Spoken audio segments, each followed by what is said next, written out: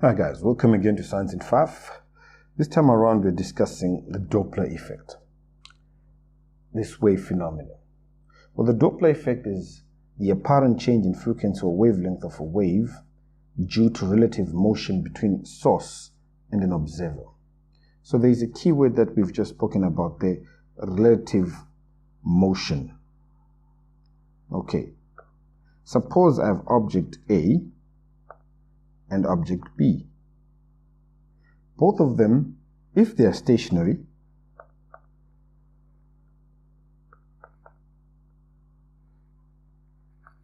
there is no relative motion between these two. In other words, they're not moving closer together or they're not moving further apart. So there is no relative motion. So if there is no relative motion, then the Doppler effect will not be observed. In other words, the sound heard by the listener of the observer will be the same as the frequency of the source. There's no distortion there. What if, again, these two objects are moving in the same direction?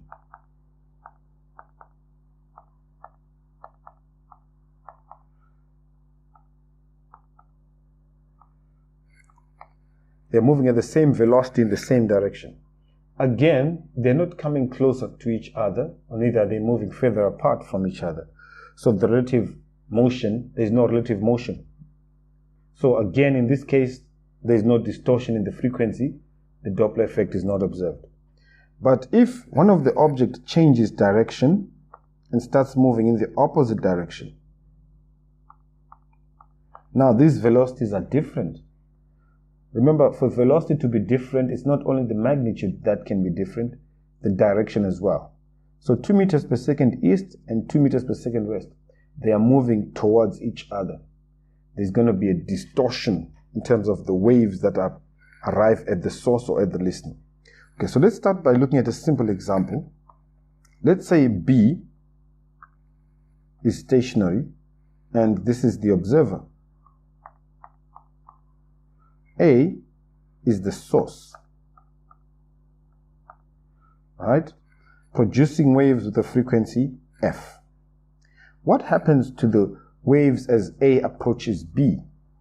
Well, since A is getting closer and closer to B, the waves that will arrive at B will be bunching up.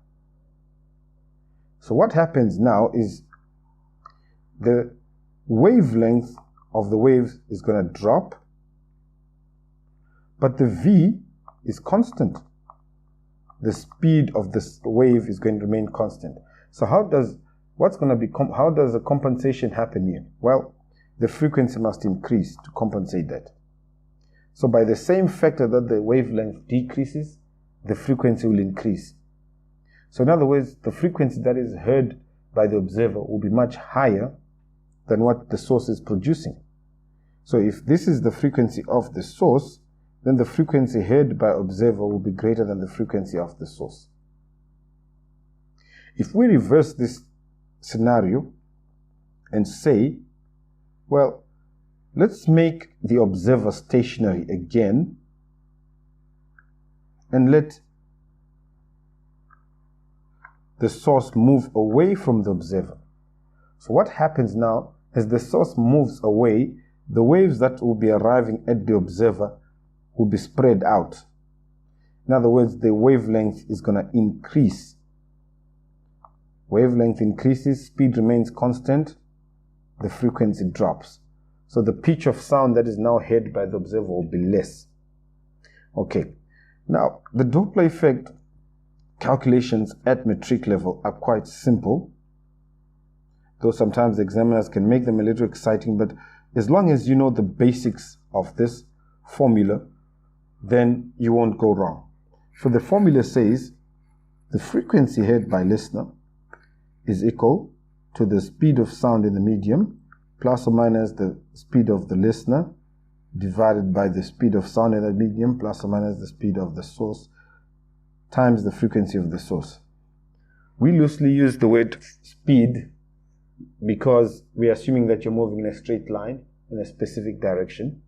So speed along a straight line in a specific direction is actually velocity. All right. So the next thing is always, whenever you've got this formula, is to determine whether the listener is going to be positive or the source or negative, or whether the source is going to be positive or negative. The simplest way I found to work it out is just to draw, mimic a Cartesian plane. L comes before S, so the L goes there and the source goes there. This is the positive direction. That's the negative direction. So how this works is, if the listener moves towards the source, so the listener is pointing in the positive direction, you're going to make VL positive.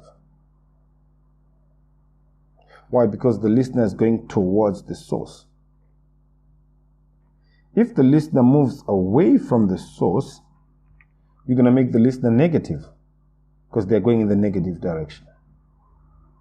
Same thing with the source. If the source moves away from the listener, it means you're going to make VS positive. If the source moves towards the listener, you're going to make VS negative. Okay, again, so listener moving towards source, that means VL is positive. Listener moving away from the source, VL is negative. Source moving away from listener, make the velocity of the source positive. Source moving towards listener, velocity of the source negative. Once you remember this is almost like the basic requirement for you to know this formula, how it works. Once you know this formula and how to use it, basically everything should fall in place. Now let's look at the questions given here. It says, light emitted from a distant star produces a phenomenon known as the blue shift. Okay. Is this star moving away or towards the Earth? Explain what is meant by the term blue shift. So, we know that light is a mixture of colors, Roig-Biv. So here you have to know this as well. And the red end, this is where we find our large wavelength. Blue end, we find our small wavelength. But since all the waves move at the same speed, if the wavelength has become large, then something must have been decreased. So the frequency must be small to compensate. Here, if the wavelength has been reduced, something must become bigger. The frequency must be large. Okay, so very important just to use this Roig-Biv diagram to explain this concept of blue shift or red shift. So, if you're observing light from an object, and you can see that the light that you're getting is towards the blue end of the spectrum, this end here, we call that a blue shift. What it means is the waves are somehow bunching up as they arrive, and the frequency is increased. Similar to the example that we did where the observer was stationary and the source was approaching the observer. So in this case, we can see that, oh, this star is moving towards the Earth. Why? Because the waves are bunching up, the wavelength decreases. The decrease of wavelength must be compensated by an increase in frequency. So the light that has got a higher frequency is the blue end of the visible light spectrum. So we observe a blue shift. Sometimes a red shift can also be observed, okay, and it's somewhat opposite to the blue shift. So when we see light being observed in this red end of the spectrum, we can postulate this idea that it means the waves are spreading out, which normally happens when a source is moving away from a stationary observer. So the source is moving away from the observer, the waves spread out, the lambda becomes larger, and the large wavelength radiation is the red end of the visible light spectrum. Okay, so you can also talk, a question can be asked about the red shift and the blue shift. So use the idea of the waves bunching up or spreading up. It's easy to explain. So we've also explained what the blue shift is. It's when light from a celestial body or a light emitting body okay, or the light emitting body itself rather, is moving towards a source, what happens? There's going to be some kind of change in the frequency of the waves as they approach that body, okay? The waves are going to bunch up, the wavelength decreases, the frequency increases. So to the observer, what they will observe is this change, this distorted frequency, rather, in the blue end of the visible spectrum.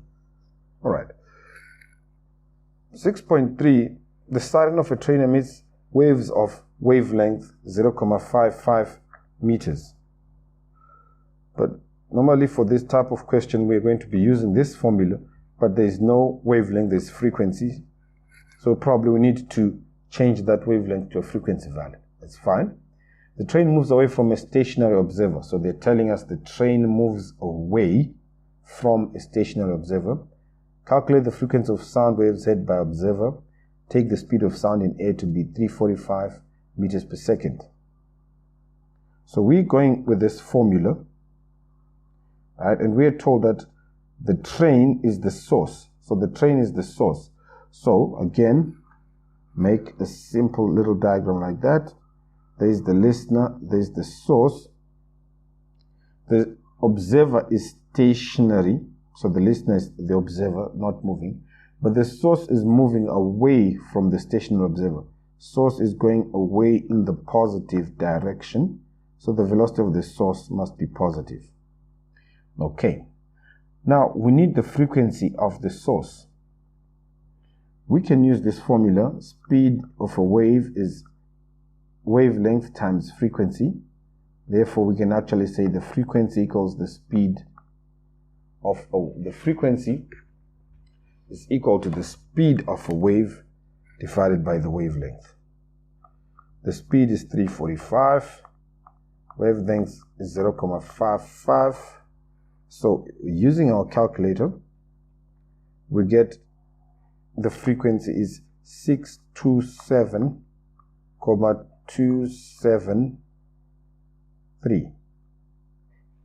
Okay, so that is the frequency,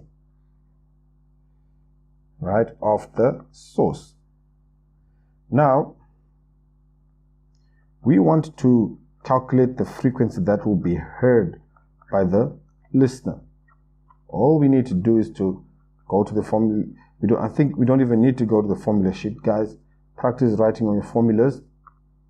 It improves the strength of your calculations. So frequency heard by listener is the speed plus or minus speed of the listener over the speed plus or minus of the source times the frequency of the source. Our listener is stationary and our speed is, so the V is this value here, the 345. So it's 345. Since the listener is 0, just say plus or minus 0, or you can just leave it, it's fine. Then 345, we've just discovered that the train is moving away at 10 meters per second times 627,273. So now we're going to use our calculator. And we get an answer of 609.6 hertz. Okay, so the Doppler effect calculations should be fairly straightforward calculations.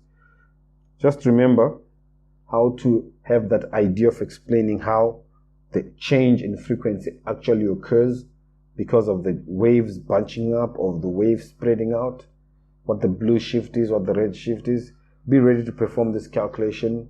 Figure out how VL is positive, VL is negative, how VS is positive, V also can be negative.